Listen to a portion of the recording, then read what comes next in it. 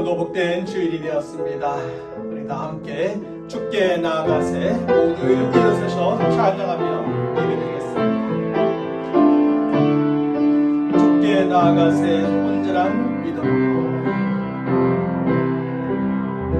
주께 나아가세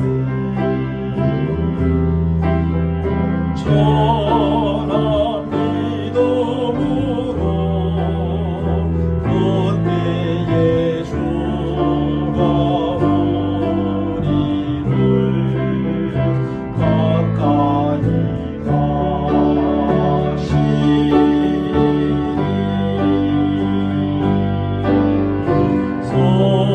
성소에 서서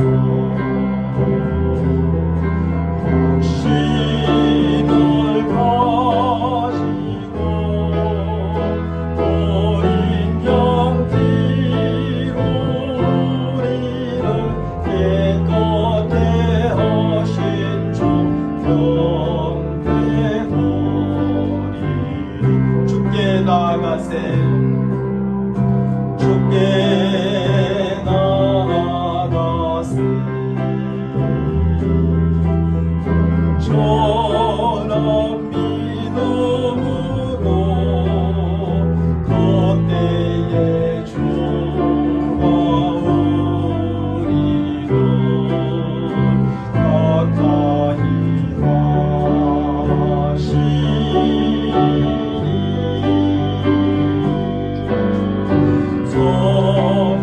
성소에 서서 신을 가지고 어린 양 뒤로 우리를 깨끗게 하신 주 경배드리리.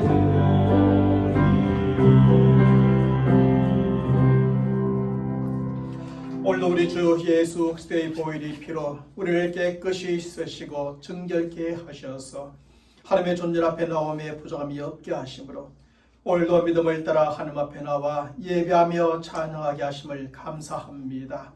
하늘의 하나님께서 가장 기뻐하시는 예배로 하나님께 영광을 돌리는 우리 모든 믿음의 사람들 되게 하시고 또 하나님께서 택한 백성들에게 약속하신 모든 은혜 주심과 평강 주심과 복 주심으로 충만한 예배가 되게 인도하여 주옵소서.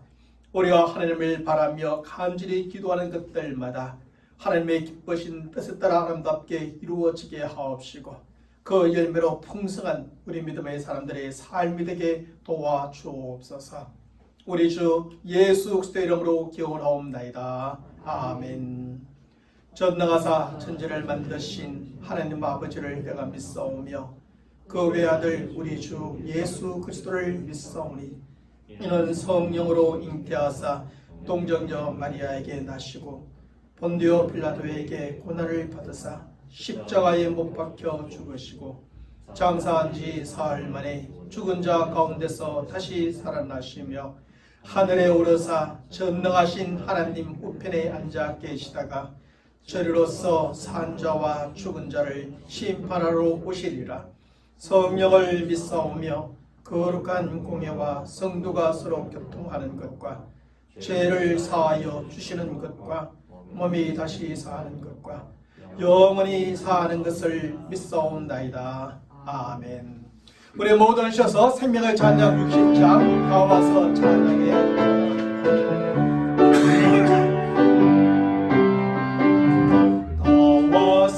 찬양해 사랑을 주신 주 찬양해 사랑해 우리 주님 생명 주셨네 소리쳐 찬양해 기쁨을 주신 이와 찬양의 제사도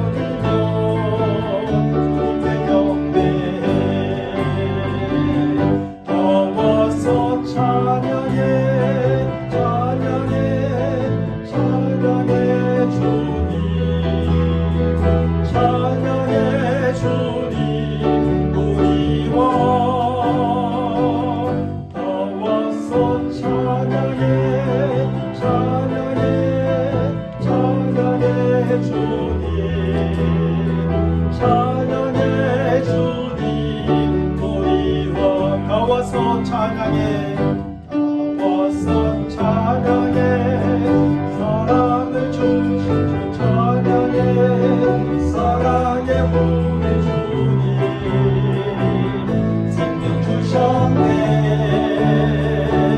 소리쳐 찬양해 기쁨을 주시는 우리와 찬양의 제사 드리며 주님께 경배해 나와서 찬양해 찬양해 찬양해 주님 찬양해 주님 우리와 나와서 찬양해 찬양해 찬양해 주님 찬양해 주님 우리와 계속하여 찬송가 197장 은혜가 풍성하신 하나님은 찬양합니다. 은혜가 풍성한 하나님 믿는 자 한 사람 한 사람 어제도 오늘도 언제든지 편찮고 보호해 주시네 주여 성령의 은사들로 오늘도 내려 주소서 성령의 뜨거운 불길로서 오늘도 충만케 하소서 정욕과 죄악의 물든 마음을 성령의 물길로 태우사 정결케 하소서 태우소서 깨끗게 하여 주옵소서 주여 성령의 은사들로 오늘도 내려 주소서 성령의 뜨거운 불길로서 오늘도 충만케 하소서 희생의 제물로 돌아가신 어린 양 우리 주 예수여 구속의 은혜를 내리시사 오늘도 구원해 주소서 주여 성령의 은사들로 오늘도 내려 주소서 성령의 뜨거운 불길로서 오늘도 충만케 하소서 주님의 기뻐신 은혜만을 세상에 널리 전하리니 하늘의 능력과 권세로서 오늘도 입혀 주옵소서 주여 성령의 은사들로 오늘도 내려 주소서 성령의 뜨거운 불길로서 오늘도 충만케 하소서 주여 성령의 은사들로 오늘도 내려 주소서 성령의 뜨거운 불길로서 오늘도 충만케 하소서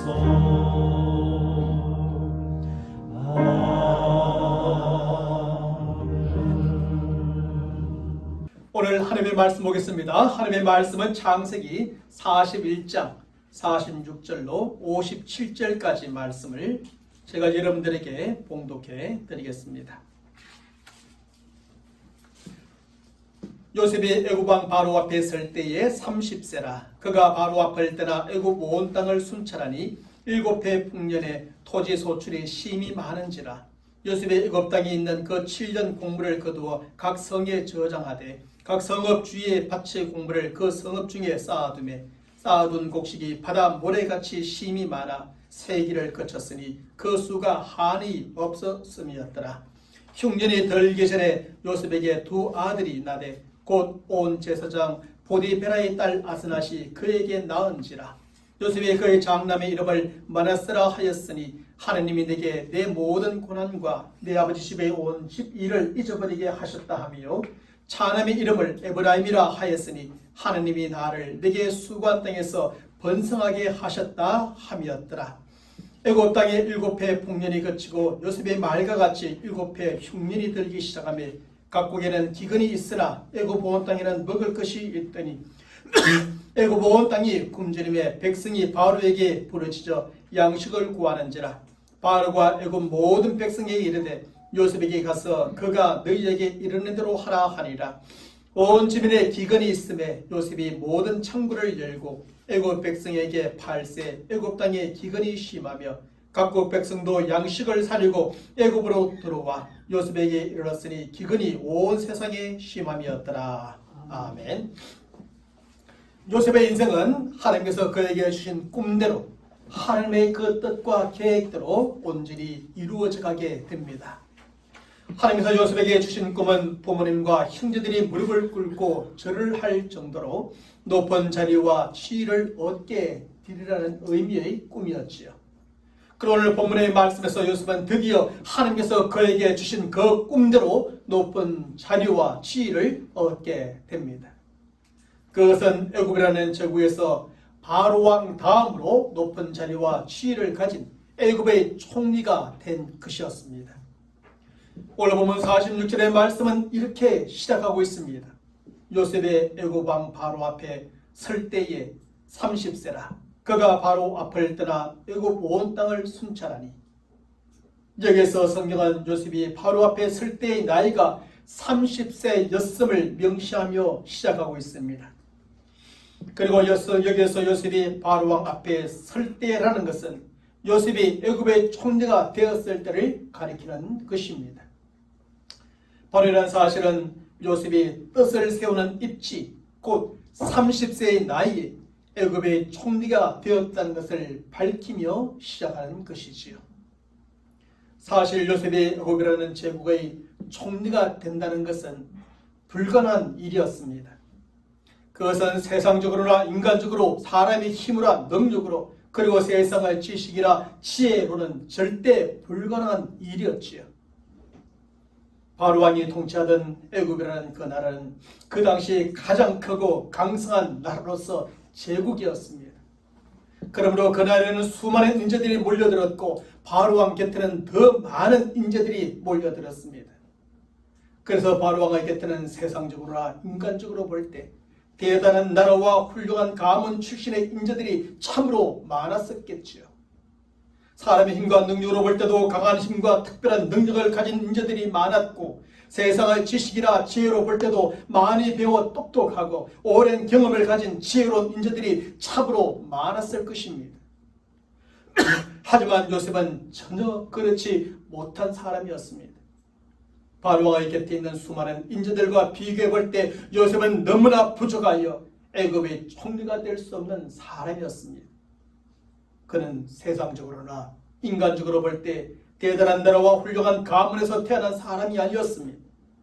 애굽이나 다른 강대한 나라의 사람이 아니라 오직 아직도 나라의 형태도 없는 한 부족과 부족장의 아들에 불과한 사람이었습니다. 사람의 힘과 능력으로 볼 때도 그는 강한 힘과 특별한 능력을 가진 사람이 아니었지요. 세상의 지식과 지혜로 볼 때도 그는 많은 지식과 풍부한 경험을 가진 사람이 아니었습니다. 17세의 어린 나이에 애굽의 종으로 팔려와 계속 종살이만 하고 있었던 요셉이었으니 강한 힘과 특별한 능력, 많은 지식과 풍부한 지혜를 얻을 수 있는 기회가 그에게는 거의 없었습니다. 그러므로 이런 요셉이 애굽의 총리가 된다는 것은 상상할 수 없는 일이었고 절대 불가능한 일이었습니다. 그런데 성경은 이런 요셉이 30세의 젊은 나이에 이렇게 애굽의 총리라는 높은 자리와 지위를 얻게 되었다고 기록함으로 시작합니다.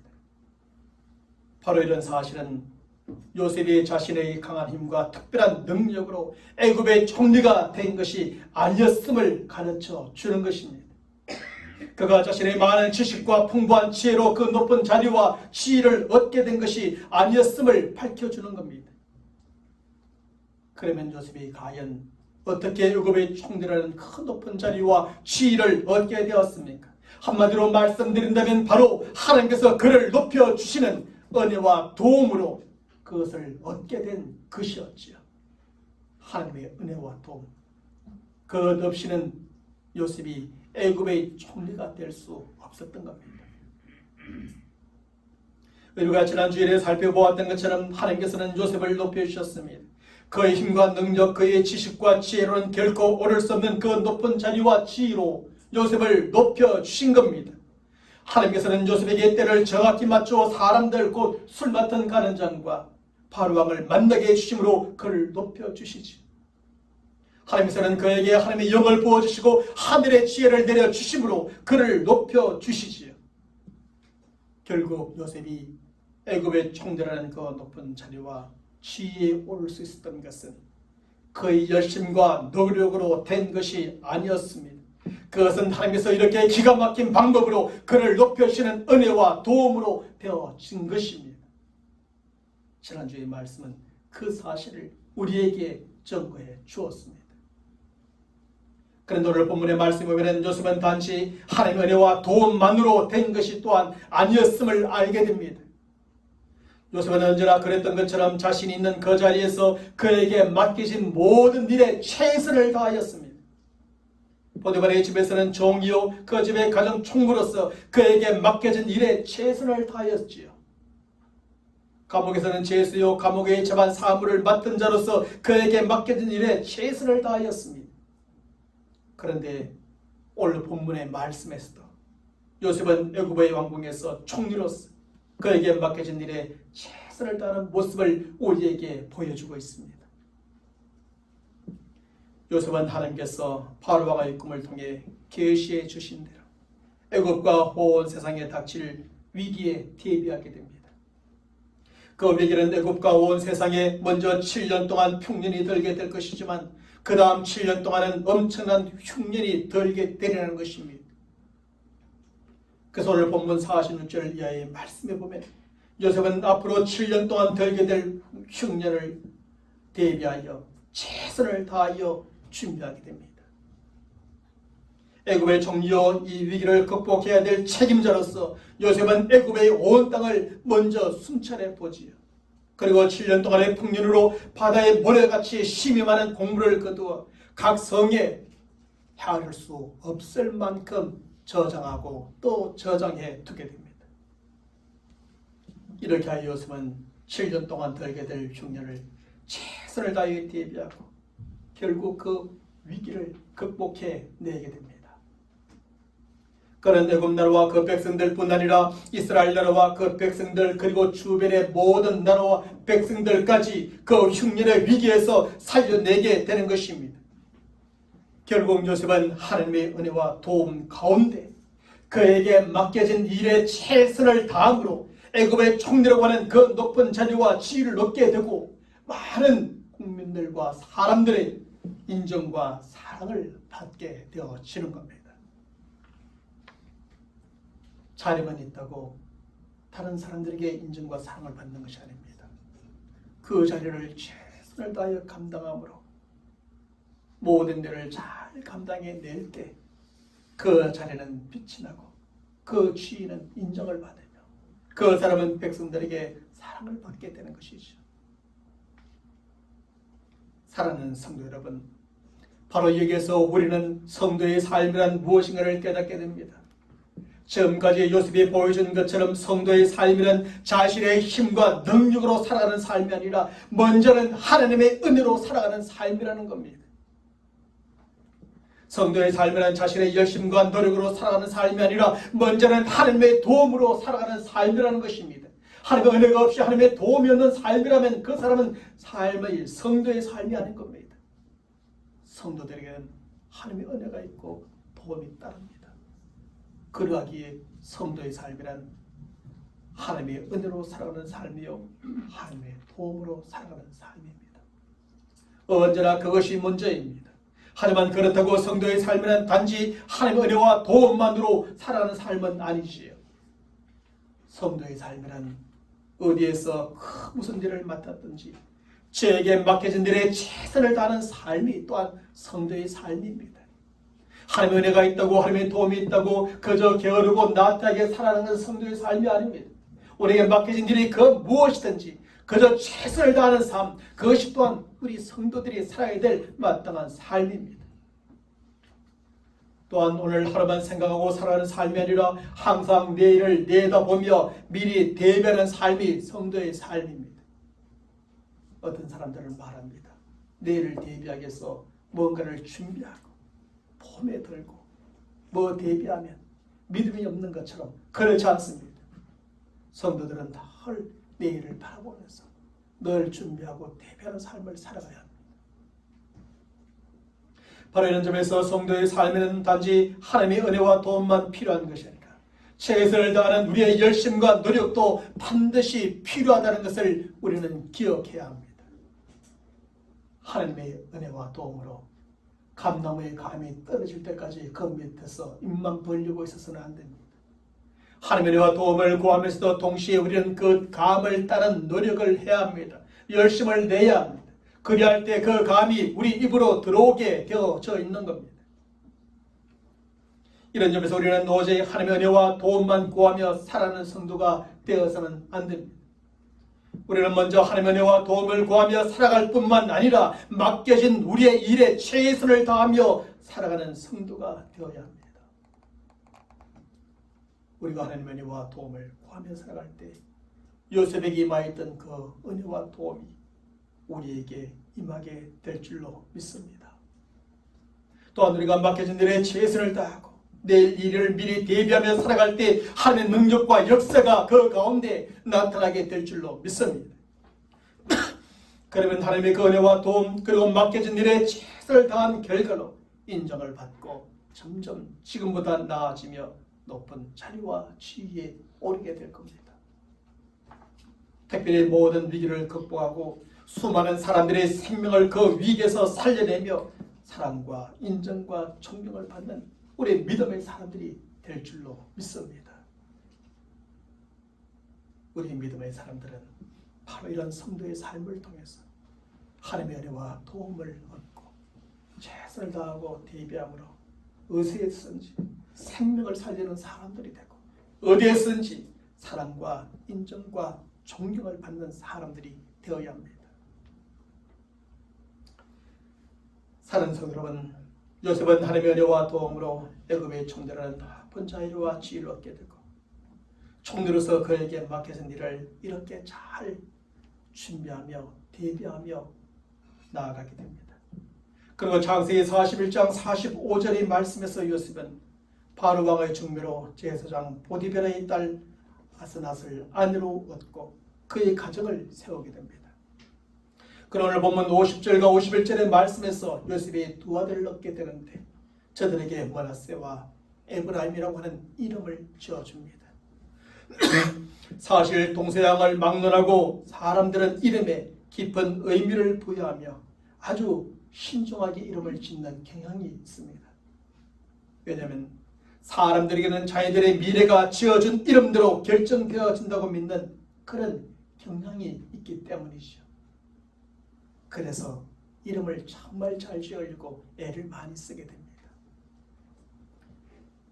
사람들은 자기들이 미래에 어떤 사람이 되기를 원하는가에 따라서 온갖 좋은 의미를 다 부여하면서 이름을 지어주게 되죠. 그래서 여러분들에게도 여러분의 이름의 의미가 무엇인가 물어보면 나름대로 굉장한 의미가 있는 이름들을 다 가지고 있을 것입니다. 그런데 성경에 등장하고 있는 인물들의 이름은 더욱더 깊은 의미를 포함하고 있는 이름들입니다. 그리고 그 깊은 의미는 두 가지인데 하나는 계시적인 의미이고 다른 하나는 신앙적인 의미를 부여하여 보통은 이름을 짓게 됩니다. 먼저 계시적인 의미의 이름은 주로 하나님께서 하나님의 뜻과 계획 가운데 하나님의 사람들에게 지어주시는 이름입니다. 예를 들면 흙이라는 의미의 아담과 산자의 의미라는 의미의 하와로서 사람은 흙으로 지어졌다는 것이고 하와는 모든 사람의 첫 여자이니 의미가 되려고 하는 의미를 담고 있습니다. 그래서 그렇게 이름을 지어주게 되죠.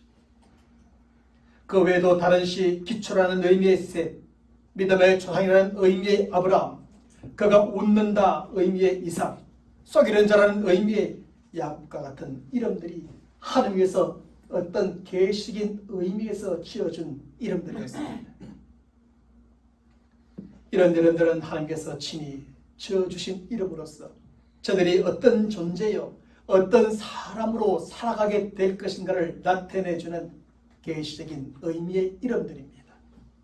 대표적으로 예수 그리스도라고 하는 그 이름 자체가 하나님의 계시의 절정에 달하는 이름이죠. 구원자라는 뜻 말입니다. 다음으로 신앙적인 의미의 이름은 주로 부모가 신앙적인 고백의 의미로 자기의 자녀들에게 지어주는 이름이라 볼 수 있습니다. 그리고 신앙적인 의미의 대표적인 이름이 바로 야곱의 12명의 아들들의 이름이 아닐까 생각해 보게 됩니다. 리아와 라헬은 저들의 여종원까지 동원하면서 경쟁적으로 아들들을 낳으면서 아들을 얻을 때마다 이름을 의미부여하여 지어주게 됩니다. 대표적으로 레아는 첫 번째 아들을 낳고 하나님께서 나의 괴로움을 돌보셨음에 대한 감탄으로 보라 아들이라 라는 의미의 르우벤이라는 이름을 지어주게 됩니다. 봐라 내가 아들을 낳았다는 겁니다. 그래서 르우벤이라 짓습니다. 왜 그렇게 그것을 감탄하면서 내가 아들을 낳았다라고 강조할까요? 왜냐하면 남편의 사랑을 동생 라헬에게 다 빼앗기고 제대로 사랑을 받지 못했는데 아들을 낳았으니 남편 나를 사랑해 줄 것이다라는 기대 속에서 그렇게 르우벤이라 이름을 지어준 겁니다. 라헬도 그녀의 첫 번째 아들을 낳고 여호와는 다시 다른 아들을 내게 더하시기를 원하노라 라는 의미로 요셉이라는 이름을 지어주게 됩니다. 왜 그렇게 지었을까요? 오랫동안 자녀가 없었습니다. 라헬은 남편의 사랑을 그렇게 받았는데 자녀가 없었던 겁니다. 리아가 6명의 아들을 낳고 그리고 그녀의 종이 2명의 아들을 낳고 자신의 종이 2명의 아들을 낳을 동안 라헬은 1명의 아들로 낳지 못했습니다. 그랬으니 그녀가 아들을 낳으면서 여호와는 다시 다른 아들을 내게 더하시기를 원하노라 하는 간절한 기도와 소망을 두고 요셉이라는 이름을 지어준 겁니다. 이런 이름들은 부모가 지어준 이름으로서 부모의 기쁨이나 감사, 믿음, 소망, 사랑, 마음을 고백하는 신앙적인 의미의 이름으로 지어주게 된 겁니다. 그 성경의 이름들을 보면 주로 이 두 가지 형태로 드러나게 됩니다. 근데 오늘 본문의 말씀에서 요셉이 그의 두 아들에게 지어준 이름이 바로 신앙적인 의미의 이름이었습니다. 애굽의 총리가 되고 7년 동안의 흉년이 들기 전 그 흉년을 충분히 대비해 놓은 요셉은 두 아들을 얻게 되지요. 그리고 저들에게 각각 이름을 지어주는데 바로 므낫세와 에브라임이라고 지어주게 된 것입니다. 그리고 요셉이 이렇게 지어준 저들의 이름에는 하나님에 대한 신앙적인 의미를 부여하고 있습니다.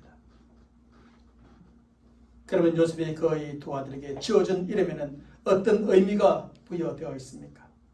첫째로 므낫세라는 이름입니다. 요셉은 첫째 아들을 얻은 후에 오늘 보면 51절의 말씀에서 그에게 므낫세라는 이름을 지어줍니다. 그런데 그 므낫세라는 이름의 의미는 바로 잊어버림이라는 의미입니다. 잊어버림. 그러면 요셉은 무슨 의미를 부여하며 이런 이름을 그의 첫 번째 아들에게 지어주었을까요? 요셉은 오늘 보면 51절 후반부의 말씀에서 무엇을 잊어버리는가에 대한 의미를 설명해 줍니다. 하나님이 내게 내 모든 고난과 내 아버지의 온 집 일을 잊어버리게 하셨다 하며 라는 의미로 잊어버림이라는 므낫세라는 이름을 지었다는 겁니다. 다시 말하면 하나님께서 요셉에게 그가 지금까지 겪은 그의 모든 고난과 슬픔과 고통을 잊게 해주셨다는 고백입니다. 사실 요셉은 형들의 시기와 질투, 미움을 받아야 했고 17세의 나이의 형들에 의해 애굽의 종으로 팔려갔습니다.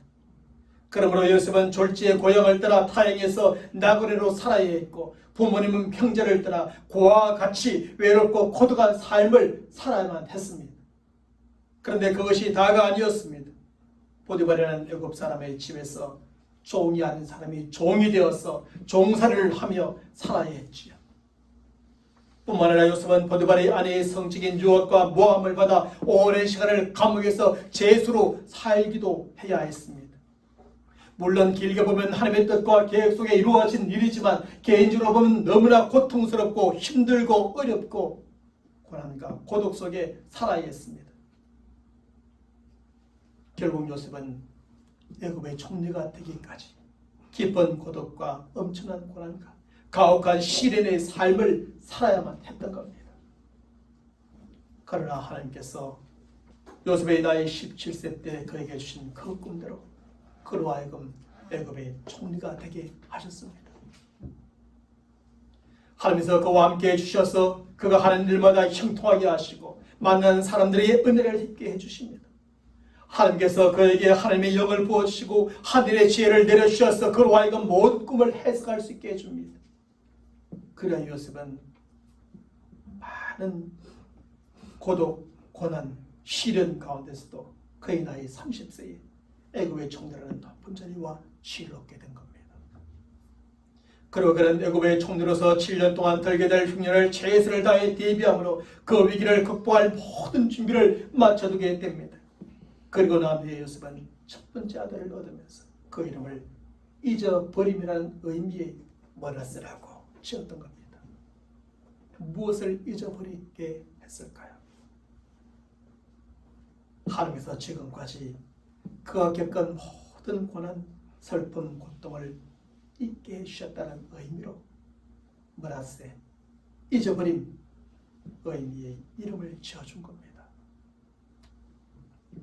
사실 요셉은 무려 13년 동안이나 깊은 고독과 엄청난 고난과 가혹한 시련을 겪어야 했습니다. 하지만 하나님께서 그에게 주신 꿈대로 애굽의 총리가 되게 하심으로 그 모든 것을 잊어버리게 만들어 주셨던 겁니다. 그것을 지금 고백하는 겁니다. 사라져 버렸어요. 성경은 요한복음 16장 21절의 말씀에서 여자가 해산하게 되면 그때가 이르렀으므로 근심하라. 아기를 낳으면 세상에 난 아름다운 기쁨으로 말미암아 그 고통을 다시는 기억하지 아니한다고 가르쳐 줍니다. 이와 같이 요셉도 그 꿈이 이루어지고 애굽의 총리가 된 그 큰 기쁨으로 지난날의 깊은 고독과 엄청난 고난과 가혹한 시련을 모두 잊게 되어진 겁니다. 그것을 그의 첫 번째 아들의 이름을 통해서 정리해 내버립니다. 사랑하는 성도 여러분, 그렇습니다. 하나님은 우리 성도들이 당하는 지난날의 지금의 깊은 고독과 엄청난 고난과 가혹한 시련을 결코 외면하지 않으십니다. 하나님은 다 보고 계시고 다 알고 계시고 다 이해하고 계십니다. 하나님께서는 그 가운데서도 우리가 생각했던 것보다 더 놀라운 것으로 결국 갚아주시고 보상해 주심으로 우리의 지난날의 그 모든 고독과 고난과 시련을 결국 다 잊게 해 주시는 겁니다.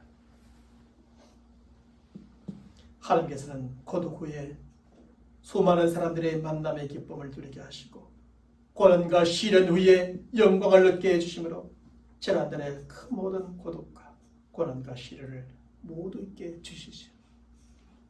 그것을 지금 요셉이 하나님에 대한 신앙으로 고백하고 있는 겁니다. 바로 이 점에서 하나님을 믿는 우리 성도들은 오늘의 고독과 고난과 시련 가운데서도 결코 절망하거나 포기하지 않게 되는 겁니다.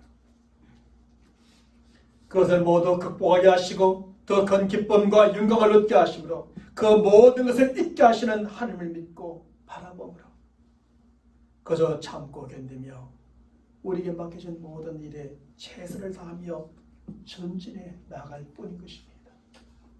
그러다 보면 결국 요셉이 이렇게 나의 모든 고독과 고난과 시련을 있게 하신 하나님, 그 하나님을 우리도 경험하며 사는 성도가 될 줄로 믿습니다. 둘째는 에브라임이라는 이름입니다. 요셉은 먼저 첫 번째 아들의 이름을 머나스라 짓지요. 그 이름을 통해 지난날의 모든 고독도 고난도 시련도 잊게 해주시는 하나님에 대한 그의 신앙을 고백합니다. 그러나 오늘 보면 52절의 말씀에서 요셉은 두 번째 아들을 얻고 그의 이름을 에브라임이라고 짓습니다. 여기서 에브라임이라는 이름의 의미는 바로 풍성함이라는 뜻입니다. 요셉은 왜 두 번째 아들의 이름을 이렇게 풍성한 의미라는 뜻의 이름 에브라임이라고 지어주었을까요? 오늘 보면 52절의 말씀에서 그 이유를 요셉은 설명해 주고 있습니다. 오늘 22절의 말씀에 보면 차남의 이름을 에브라임이라 하였으니 하나님이 나를 내가 수고한 땅에서 번성하게 하셨다 함이었더라.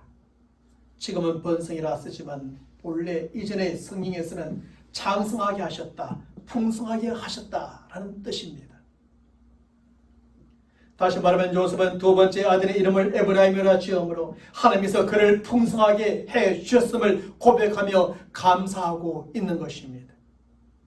하나님께서 지난달 요셉이 수고했던 그 수고에 풍성하게 갚아주셨음을 고백하며 감사하고 있는 것이죠. 사실 지난 13년 동안 요셉은 얼마나 많은 수고를 하였습니까? 그런데 하나님께서는 요셉의 그 수고를 잊지 않으시고 갚아주심으로 14년 전보다 얼마나 풍성하게 되었는지 모릅니다. 그런데 그의 청결한 높은 자리와 지위를 얻게 되었고 그를 믿고 따르며 존경하는 사랑하는 수많은 사람들을 얻게 되었습니다. 그런 결혼함으로 자신의 가정을 세우게 되었고 두 아들을 얻음으로 온전하고 풍성한 가정을 이루게 되었습니다. 그런 만큼 요셉에게는 자연스럽게 재물이 따르게 되었고 애굽 나라에서 큰 부를 소유한 사람이 되어집니다. 자신의 온 가족을 다 데려와서 자자손손 편안하게 살아갈 수 있도록 할 정도로 말입니다. 결국 요셉은 지위와 근세와 명예와 인기와 재물 그리고 가정과 가물이 풍성하게 되었고 그 모든 풍성함이 하나님의 은혜와 도움으로 된 것임을 여기에서 자신의 아들 이름을 에브라임이라 지음으로 고백하며 감사하였던 겁니다. 사랑하는 성도 여러분, 사람들은 일반적으로 잘되면 내 탓이요 잘못되면 남의 탓으로 돌리는 경향이 있습니다. 모든 일이 잘되면 오직 자기가 똑똑해서 자기가 잘나서 자기가 열심히 해서 그렇게 된 줄로 생각하는 겁니다. 혹시 하나님의 은혜와 도움으로 된 줄을 알더라도 모든 것을 풍성하게 얻게 되면 쉽게 하나님의 은혜와 도움을 다 잊어버리고 마는 것입니다. 그래서 하나님께서는 이사야 1장 2절과 3절의 말씀에서 다음과 같이 한탄하시며 이스라엘 백성들을 책망하십니다. 하늘이여 들으라, 땅이여 귀를 기울이라. 여호와께서 말씀하시기를 내가 자식을 양육하였거늘 그들이 나를 거역하였도다. 손은 그 임자를 알고 나귀는 주인의 구의를 알건만은 이스라엘은 알지 못하고 나의 백성은 깨닫지 못하는도다. 하나님께서 이스라엘 백성을 그렇게 돌보시고 먹이시고 인도하셨는데 이스라엘 백성은 결국 하나님 말씀에 불순종하며 그를 거역하고 떠나 돌이켜 오지를 않는 것입니다. 그런 이스라엘 백성들을 보면서 하나님의 한탄의 메시지, 책망의 메시지를 이렇게 전해주고 있는 것이죠. 하지만 요셉은 그 인생과 삶을 풍성하게 해주신 하나님의 은혜와 도움을 잊지 않았습니다. 잊어버리면 첫 번째 아들의 머나세라는 이름의 의미대로 고독과 고난과 시련은 모두 다 잊어버렸지만 하나님의 은혜와 도움만큼은 결코 잊어버리지 않았던 것입니다. 요셉은 풍성함이라는 두 번째 아들의 이름을 에브라임이라고 지음으로 그를 풍성하게 해주신 하나님께 고백하며 감사를 드리게 됩니다. 뿐만 아니라 두 번째 아들 에브라임을 에브라임이라 부를 때마다 계속 그 사실을 기억하고 또 기억하며 하나님께 감사를 되는 것이죠. 이처럼 하나님을 믿는 우리 성도들은 고독과 고난과 시련의 때에는 하나님의 은혜와 도움을 구하며 간절히 기도해야 합니다. 그리고 모든 일이 잘 되고 풍성할 때는 그것이 바로 하나님의 은혜와 도움의 결과라는 것을 고백하며 감사하는 성도가 되어야 합니다. 바로 이것이 하나님의 은혜와 도움을 받은 성도들의 마땅한 태도요, 그 은혜와 도움에 보답하는 방법입니다. 또한 이것이 우리가 계속하여 하나님의 그 은혜와 도움을 받으며 풍성하게 살아가는 방법이기도 한 것이죠. 혹시 지금 저와 여러분들이 고독과 고난과 시련 가운데 있습니까? 그렇다면 지금 하나님의 은혜와 도움을 간절히 구하고 그 은혜와 도움으로 그 모든 고독, 고난, 시련을 극복하며 살아가는 성도들이 되시길 바랍니다. 혹시 저와 여러분들이 지금 풍성함으로 기쁨과 즐거움 가운데 살아가고 있습니까? 그렇다면 우리를 그렇게 풍성하게 주신 분이 하나님이심을 고백하며 먼저 감사하는 성도가 되시기를 주님 이름으로 간절히 축원합니다. 사랑하는 성도 여러분, 하나님께서 우리가 잊어버려야 될 것은 머나서는 이름의 의미대로 다 잊어버리게 하시고 우리가 기억하며 감사해야 될 것에 대해서는 에브라임 이름의 뜻대로 우리 모두가 기억하며 고백하고 감사하며 살아가는 저와 여러분 모든 성도, 그래 하나님께서 더 풍성하게 더 복되게 하시는 저와 여러분의 삶이 되시기를 주님의 이름으로 간절히 축원합니다. 하나님 아버지 감사합니다. 오늘도 주의 말씀을 믿음으로 받습니다. 요셉에게 주셨던 하나님이 되심을 오늘 우리들이 믿음으로 받아 나아갈 때 또 우리의 삶 속에서 요셉이 경험했던 그 하나님을 경험하며 살아가는 우리 성도들 되게 하여 주옵소서. 우리로 눈물 흘리게 하고 아프게 하고 또 우리로 힘들게 했던 모든 고독과 고난과 시련들은 아버지 하나님이시여 머나서라는 이름의 뜻대로 다 잊어버리게 하시고 이제 하나님께서 풍성하게 갚아심으로 말미암아 그 풍성하신 하나님의 은혜와 도움의 손길에 대하여 우리의 신앙을 고백하며 감사하며 살아가는 믿음의 사람들이 되게 축복하여 주옵소서. 그 영을 통하여 하나님의 배우신 모든 은혜에 대하여 도움에 대하여 마땅한 태도로 살아가는 저희들 되게 하시고 또 날마다 하나님의 은혜와 도우심이 더 충만한 우리 삶이 되도록 인도하여 주시옵소서. 하나님이여 강하립니다. 우리 사는 성도들의 삶 속에 거둘 것이 있게 하여 주옵시고 풍성한 거듭의 그 기쁨을 우리가 하나님 앞에 감사함으로 돌려드리고 많은 사람과 나눔으로 함께 기뻐하며 우리의 삶에 쓸 것에 부족함이 없도록 주님께서 도우시는 역사가 있는 우리의 모든 인생의 이 가을이 되게 역사하여 주시옵소서. 우리 주 예수 그리스도의 이름으로 간절히 기도하옵나이다. 아멘. 우리 모두 하셔서 생명의 찬양 186장 주께 두서 구하옵나니 기도하는 마음으로 찬양하겠습니다.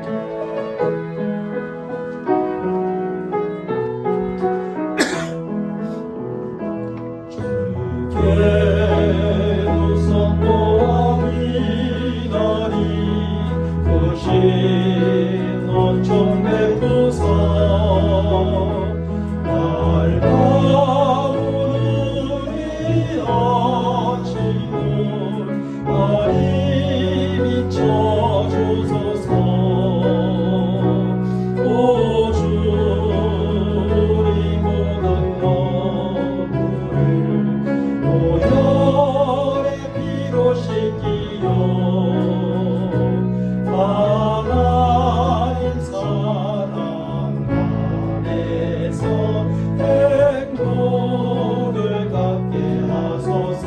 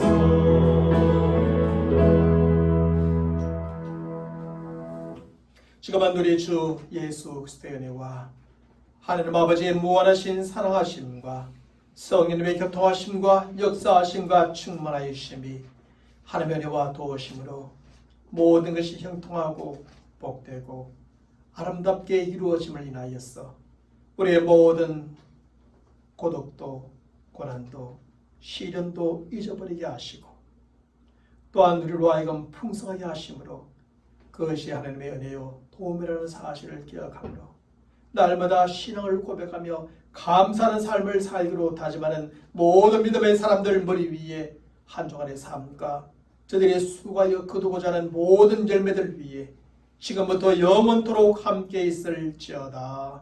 아멘.